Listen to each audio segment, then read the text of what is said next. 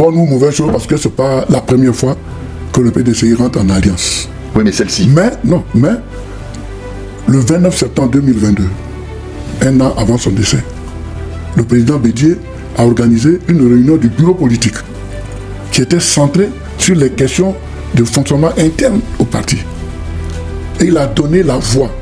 Il dit au prochain congrès où nous allons partir, l'un des thèmes que nous allons discuter, ce sont les alliances. Nous allons faire l'inventaire de toutes nos alliances en commençant par le RHDP. Et il a lancé le congrès. Le congrès devait se tenir en octobre. Il est décédé en août. Il y a eu un débat. Nous étions pour qu'on aille au congrès ordinaire pour régler tous ces problèmes. D'autres ont préféré qu'il fallait aller à un congrès extraordinaire pour élire le président. Bon, la majorité l'ayant remporté sur le congrès extraordinaire. Quoique, dans nos textes, si le président décède, l'intérimaire a 6 mois pour organiser le congrès, sauf si le reste du mandat est inférieur ou égal à 1 an. Donc, nous étions en août. Et à partir du moment où le président Bédié a fixé le congrès en octobre, ça veut dire que octobre était la fin de son mandat. Donc nous avons septembre, octobre, c'était dans 3 mois la fin de son mandat. Donc la fin de son mandat était bien balisée. Donc le congrès devait être ordinaire. Bon, mais il y a eu des discussions, les gens ont dit non, appliquons textuellement les textes, il faut que ce soit un congrès extraordinaire, on n'est pas dit un congrès extraordinaire. Donc on a raté le coche. Pour aller dans les alliances, pour moi, il faut un congrès ordinaire pour qu'on définisse une fois pour tout ce dossier des Je comprends, des alliances. donc vous n'avez pas pu le faire. N'empêche que cette alliance a vu le jour et vous avez dit tout à l'heure que dans des conditions sans être validé. Sans être validé par le bureau politique. Donc des militants du PDC qui regardent ça de loin, ils pensent que c'est une alliance de quelques dirigeants entre eux. Est-ce que vous trouvez que c'est une bonne alliance? Est-ce que vous trouvez que c'est une alliance contre nature? Est-ce qu'il faut la faire, pas la faire? Il n'y a pas d'alliance contre nature. C'est une question d'intérêt de moment des partis politiques. Oui, mais intérêt de moment. Oui. Bon, la carpe et le lapin aussi, ils peuvent avoir des intérêts de moment. La preuve.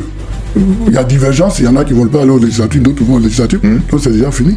Donc pour vous, elle est terminée cette alliance? C'est fini, parce qu'on est plus sur la même longueur d'onde. Ouais. Donc elle est terminée comme elle a commencé. Un peu bizarrement. Mais vous l'avez trouvé productive, vous étiez d'accord avec ça ou pas? Non, c'est pas des sentiments personnels, c'est des sentiments... Mais vous avez un jugement politique, vous avez une expérience politique. Non, oui, l'expérience politique. Vous pouvez vous dire non, on fait un mauvais chemin, on fait un bon chemin. Oui, peut-être si on s'était retrouvé à une réunion du bureau politique, on aurait discuté. Peut-être les gens m'auraient convaincu. J'aurais dû dire que c'est pas bon, on aurait dit non, pour telle raison, c'est bon, j'aurais été convaincu, mais on n'a pas eu ça. Donc on entend en creux que vous n'étiez pas tout à fait d'accord avec cette alliance-là. De toute façon, vous venez de dire qu'elle est partie comme elle est arrivée, une formule. Et j'ai cru comprendre justement que vous réclamiez aujourd'hui la convocation d'un bureau politique. C'est ce qui est nécessaire. Mais pour faire quoi? Maintenant, on va aux élections législatives, c'est plus nécessaire. Non, il y avait des problèmes. Il y avait des problèmes qu'il fallait régler. Qu'est-ce qu'il faudrait aborder dans ce bureau politique, par exemple? Non, la marche du parti, la situation. Il y a la marche du parti, bon, il y a des... C'est-à-dire que ça fait partie de ce que vous reprochez, que ça fonctionne de manière un peu éthérée. Ça fait partie du fonctionnement pour que tout le monde se sente concerné, qu'on se concerte. Est-ce que vous êtes d'accord avec l'appel lancé par certains cadres du parti qui réclament la réunion d'un comité de crise? C'est devant une situation que les gens jugent, ils parlent de comité de crise. Parce qu'actuellement, on a des difficultés. Il y a des personnes qui sont en prison, il y a le président est à l'extérieur, il y a un certain nombre de choses. Donc, la perception, c'est comme si vraiment il y avait un flottement. Mais vous êtes dans ce non, mais il n'y a que le bureau politique qui peut le décider, pas un individu. Non, je ne vous demande pas qui va le décider. Je vous demande, est-ce que vous souhaitez la réunion d'un comité de crise? Si le bureau politique se retrouve avec la situation analyse qu'il faut un comité de crise, moi, je ne vois pas d'inconvénient. Mais vous ne faites pas partie de ceux qui l'ont réclamé? Non, je ne fais pas partie. Voilà. Moi, en général, quand je soutiens par conviction et je suis entier, je ne tire pas de ficelle. Je peux apprécier, mais je ne fais pas partie. Vous avez prononcé à Gagnoa, il y a 2 jours, dans votre circonscription, ces mots « Je suis dépositaire du parti ». Qu'est-ce que vous voulez dire par là? Non, ça veut dire que mon cursus, mon parcours politique, ma proximité avec le président Houphouët-Boigny, dont j'ai été le dernier médecin avant de décéder.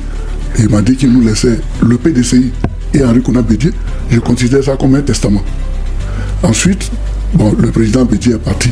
Donc je pense que c'est une obligation et je l'ai dit et je le revendique. je suis le trait d'union entre les anciens et les nouveaux. C'est-à-dire que ma non-utilisation est une perte d'information importante pour le parti. Parce qu'il y a des choses qui ne sont pas transmises aux nouveaux. Oui, c'est ce que vous me l'enlevez d'ailleurs de la bouche. J'allais vous demander, vous pensez qu'on devrait plus et mieux vous utiliser quand même? Parce que c'est une chaîne de générations. Je suis un homme de transition. C'est-à-dire des anciens dire aux jeunes, voici comment on fait, ce qu'on nous a laissé. Voilà. Alors ça se voit hein, que vous êtes le dépositaire du parti quand on voit ce que vous portez. Non mais voilà. Quand on voit ce que vous pouvez m'expliquer cette chemise pagne-là. C'est un pagne qui rassemble tout. Il y a quoi? On voit Bédier. On voit au fouet. On voit fouet sur la manche là. Ouais, et puis on voit au fouet, on voit Bédier. Oui. Et là au fouet, Bédier. Ah au fouet, oui d'accord. Donc c'est une chaîne. On ne peut pas sauter. Si vous sautez, mais vous cassez la chaîne. Quand vous avez un roulement à la bicyclette, que la chaîne se casse, mais la bicyclette ne roule plus. Donc votre chemise est extrêmement symbolique de ce que vous voulez dire et de ce que vous voulez représenter. C'est ça. Le 27 décembre prochain, on en vient aux élections législatives. Comment est-ce que, à votre sens, le PDCI devrait aborder cette échéance et avec quel objectif? Bon, je ne peux pas trop répondre parce que c'est un peu brouillé la façon dont les choix se sont portés. Les choix ont été faits, et je l'avais souligné tout à l'heure, mais en ce qui me concerne, moi, je suis député sortant, j'ai déposé ma candidature au sein du parti, en respectant toutes les procédures de la candidature au parti, pour le juger, jusqu'au 12 à 17h, à 16h, il y avait des rumeurs que ma candidature ne serait pas retenue, mais il faut que les gens comprennent que j'ai été secrétaire exécutif du PDCI pendant 10 ans. Donc j'ai des amitiés. Donc la commission qui se réunissait. Vous en avez eu des échos? Non, pas des échos. Je peux dire exactement ce que chacun des membres de la commission a dit à mon sujet. Voilà. Il y en a qui ont dit il fallait le faire, il ne fallait pas le faire. Et comment? Attendez. Et déjà à 11h, nous avions des échos parce que quelqu'un de la direction du parti avait appelé la CEI pour dire de donner le parrainage du PDCI pour Gagnois à un indépendant qui avait déposé qu'on appelle son dossier. Donc le coup de fil est parti du PDCI, mais quand il partait, on m'a dit, donc j'étais alerté. Ensuite, jusqu'à 15h, il y a 2 députés, je peux les citer, Gozé Seplé, il s'appelle Enion Conté, qui ont eu la rumeur, qui ont dit c'est pas normal. Ils sont partis rencontrer la commission. Donc là, c'est pas on. Ils sont partis rencontrer la commission et ils ont discuté avec la commission qui a dit que oui, Dikavier, il a été le choix de la base. C'est-à-dire la délégation l'a choisi, la région l'a choisi et le district de Gaudibois, au niveau l'a choisi, c'est lui qui a été choisi.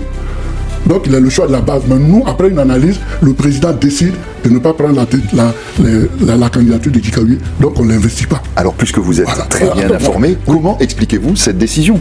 Alors je ne sais pas, non, elle est subjective. Vous avez tout sauf ça. Non, ce n'est pas une décision politique objective. Le président a ses raisons et que je respecte, il a son appréciation, que je respecte, mais elle n'est pas objective. Si vous respectiez cette décision, vous ne seriez pas candidat indépendant. Elle n'est pas objective. Elle n'est pas objective. Et deuxièmement, je suis engagé dans un processus. D'abord, le poste de député, le mandat n'est pas impératif. Et sur le terrain, aujourd'hui, j'ai 2 actions phares. Je fais les jugements supplétifs des enfants et je me suis attaqué au problème du foncier rural qui commande à produire des fruits et les populations m'ont mandaté de continuer. Pour cette raison majeure, je ne pouvais pas ne pas être candidat. Deuxièmement, la personne qui a été choisie pour représenter le PDCI à Gagnois n'est pas militante avérée du PDCI. C'est un président d'une association qui s'appelle Agni Baoulé, qu'on a investi, donc qui n'est pas PDCI. Donc pour moi, c'est comme le PDCI n'a pas de candidat à Gagnois. Donc j'y vais. Mais comme le PDCI m'a refusé l'investiture, bon, je vais en candidat indépendant pour rendre service à mes parents et dire qu'aujourd'hui, il y a une polémique qui dit oui, on voulait mettre le ministre du Calais, c'est faux. Ma candidature a été déposée vers 22h et c'est ce matin que je fais les compléments des dossiers. Donc c'est une décision, donc, le PDCI, par le refus de son président, ne m'a jamais investi. C'est ce que les gens doivent savoir. Une décision souveraine du président Thiam. Souveraine du président Thiam, mais qui est prise sur des irrégularités, parce qu'on m'oppose quelqu'un qui n'est pas militant à Gagnois. Donc c'est irrégulier. Voilà. Bon, mais qu'est-ce qui suscite encore cette décision? Est-ce que vous êtes toujours sous le coup d'un contrôle judiciaire? Non, c'est fini. Non, mais je suis député. Donc j'étais sous contrôle judiciaire, puis j'ai été député. Ouais. Donc il n'y a plus ça. Donc c'est des raisons personnelles au président. Est-ce qu'il y a une inimitié entre lui et vous? Je constate. par cette décision qu'il vient de prendre, je constate qu'il y a une inimité entre lui et moi, alors que moi, je n'ai rien contre lui. Voilà. D'où vient-elle? Je ne sais pas, je n'ai rien contre lui, d'autant plus que, vous savez, je vous ai dit tout à l'heure que j'ai été dans la proximité, je vais donner 2 minutes pour développer un peu. J'ai été dans la proximité du président Fouet. Quand j'étais élève au lycée classique, une des filles du Fouet qui s'appelle Hélène était ma voisine en première et en terminale. On a fait le bac ensemble. Et puis ensuite, quand je suis arrivé à l'université, Augustin Thiam, le gouverneur, on a fait les études de médecine ensemble, la promotion de 1973, on se connaît très bien. Et puis, j'ai été dans l'entourage du président du MESI, président du MESI après son médecin. Nous avions, quand on prend les enfants, nous avions 2 enfants, Aziz Thiam, militant du PDCI, moi du BP depuis longtemps, et une de leurs soeurs qui s'appelle Ndeye, père son âme qui est décédée, Madame Dibo, qui était membre du bureau politique du PDCI également. Voilà. Et puis les autres, ils étaient au RDR, et puis donc, et étudiant après le coup d'État est parti, donc il ne faisait plus. Et en 2020, quand j'étais en prison, et Aziz est parti me voir en prison pour me rendre visite. J'ai apprécié. Et quand je me suis retrouvé en France en 2022, son jeune frère, le président étudiant, m'a appelé, on dit on a échangé, il dit qu'il voulait me voir, il m'a rencontré en tant que chef du secrétariat exécutif. Et il m'a demandé de rentrer au bureau politique. Donc j'ai dit d'accord, j'en parle au président. Donc je suis venu, j'en ai parlé au président Bédier qui m'a demandé de dire à Thiam de faire une lettre écrite de demande d'entrée au bureau politique. Donc j'ai dit d'accord, et quand je suis revenu à Abidjan, je suis reparti à Daoukrou et j'ai dit au président, après réflexion, vous êtes le président, mais c'est inédit. On n'a jamais demandé à un militant d'écrire pour rentrer au bureau politique. Pourquoi c'est pour Thiam qu'on écrit? Il a dit bon d'accord, on va le nommer. Je dis prépare-moi une décision. J'ai préparé la décision, le président n'a pas signé la décision pendant 8 mois. Ah bon? Oui. Et qu'est-ce qu'il le retenait? Non, je ne sais pas. Malgré mes relances, pas jusqu'à ce qu'on organise. La lettre. Non, il n'a plus rien dit jusqu'à ce qu'on organise le congrès, le 7e congrès extraordinaire de mars 2023. Et en mai, il a dit bon, on refait le bureau politique. Et il m'a convoqué. Et en refaisant le bureau politique, j'ai réintroduit le nom de Thiam. Et c'est là que le président a accepté de signer la décision. Donc, après, et quand Thiam est venu en Côte d'Ivoire, il m'a rendu visite à 2 reprises. Donc, on ne peut pas dire que moi, je n'aime pas Thiam. Mais est-ce que vous mettez ça sur le compte du fait que vous avez voulu vous présenter à la présidence du parti, peut-être? Non, moi je n'étais pas contre Thiam. C'est Thiam qui était contre moi. Déjà? Non, je veux dire à la présidence du parti, normalement, j'étais chef du secrétariat, le président Bédier venait de décéder. Pour beaucoup d'observateurs, je devais être candidat. Ce que et Thiam a été introduit. Mais quand on a éliminé ma candidature pour poursuivre, j'ai dit à mes partisans d'aller voter Thiam. Il y avait le maire Yassé et il y avait Thiam. Mais j'ai dit aux gens de voter pour Thiam et on a voté pour Thiam. Donc moi, les actes que j'ai posés jusque-là ne montrent pas que je n'aime pas Thiam. Vous ne faites que constater qu'il y a quelque chose. Au contraire, peut-être que les gens l'ont monté, c'est au contraire lui qui a mis. Parce que la décision qu'il vient de prendre, c'est un acte grave d'inimité, d'inimité, voilà. C'est lui qui a posé le premier acte. Au vu de tout ce qu'on vient de dire, quel regard, qu'est-ce que vous pouvez dire du processus de choix des candidats du PDCI-RDA pour ces élections législatives? Bon, le processus a respecté les règles au départ, mais vers la fin, il y a eu de cafouillage. On n'a pas pris de décision. Jusqu'à présent, on ne sait pas qui a été retenu. Parce qu'ils ont pris des militants, en sachant peut-être que d'autres vont réagir pour être indépendants, d'autres sont cachés et ils ont appelé les gens au téléphone. Le président a appelé les gens au téléphone, ceux qui étaient retenus. Moi, jusqu'à présent, le président ne m'a pas appelé au téléphone. Donc, je n'ai pas été retenu. Il n'a pas appelé au téléphone. C'est la première fois qu'on choisissait la méthode du téléphone. D'habitude, c'était les décisions qu'on prenait. Cette fois-ci, c'est la méthode du téléphone à 19h du 12, alors que la CEI fermait ses portes à 20h. Voilà. Donc, tout avait été mis en œuvre pour me rendre folklore.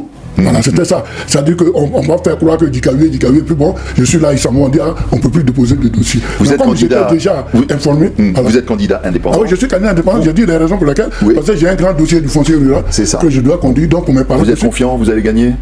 Oui, je vais gagner. J'ai déjà gagné 2 fois. On dit il n'y a pas 203. D'accord. Vous êtes évidemment toujours vice-président de l'Assemblée nationale jusqu'à ces élections. Cette mandature qui vient de s'achever, comment vous la qualifiez? Vous avez bien bossé à l'Assemblée? On a bien bossé. Malheureusement, l'élection présidentielle, la non-candidature, ou bien l'élimination de Gbagbo et Thiam, ces deux actes-là ont pollué un peu l'atmosphère. Sinon, après la mort, après le décès d'Amadou Soumaoro et l'avènement d'Adama Bittogo, nous avons formé une bonne famille parlementaire fraternelle. L'esprit était bon. L'esprit était bon.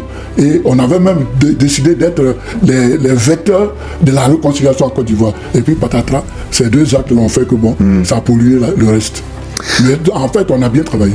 Je voudrais terminer par quelques mots plus personnels. En revenant aujourd'hui au premier plan du débat public, et quel est votre objectif personnel? Je suis un homme politique, je suis PDCI-RDA, je veux progresser. Et vous voulez reconquérir le parti? Mais pourquoi pas? Pourquoi pas? Pourquoi pas? Vous voulez déloger M. Thiam? Non, on ne déloge personne. Alors quand les gens étaient candidats contre Ouattara, c'était pour le déloger, c'était pour être président.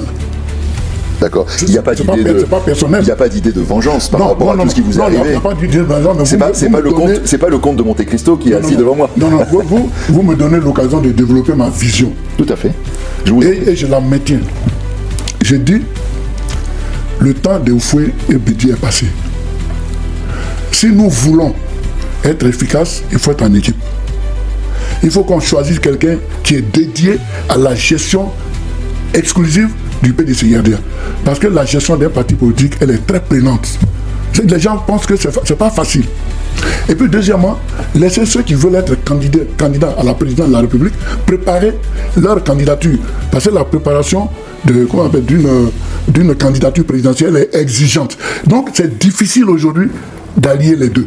Donc il faut s'entraider, il faut un président du parti qui ne fait que le parti, et puis des candidats, et puis aller à la convention et choisir le candidat, la personne la mieux placée pour aller. Et ça, cette idée, je la maintiens et je m'emploie à la diffuser autour des militants pour qu'elle soit une réalité. Et je pense que le jour où on va faire ça, le PDCI va bondir. Si vous deviez, et ce sera la dernière question, vous adresser à un certain Maurice Kakou Gikawe, est-ce que vous lui diriez qu'à 74 ans, après son parcours, son expérience, sa connaissance du parti, il a encore la force et la volonté de se battre et de se bâtir un avenir? Mais l'avenir appartient à Dieu. Il n'y en a même pas encore 80 ans. Aujourd'hui, notre président a plus de 80 ans et puis le président. Donc il n'y a pas de problème. Merci. Merci beaucoup. Merci à vous, merci vraiment d'avoir répondu. C'est moi qui vous remercie, mais je voulais dire que je me suis fait mienne cette maxime, un extrait du poème de Rida Kipling, qui a été prix Nobel de la littérature en 1906. Il dit, si tu peux accepter tes paroles traversées par des gueux pour exciter des sots, et t'entendre mentir sur toi de leur bouche folle, sans mentir toi-même d'un mot, tu seras un homme, mon fils. Et ça, je veux être un homme. Merci. Merci. Merci pour ces mots.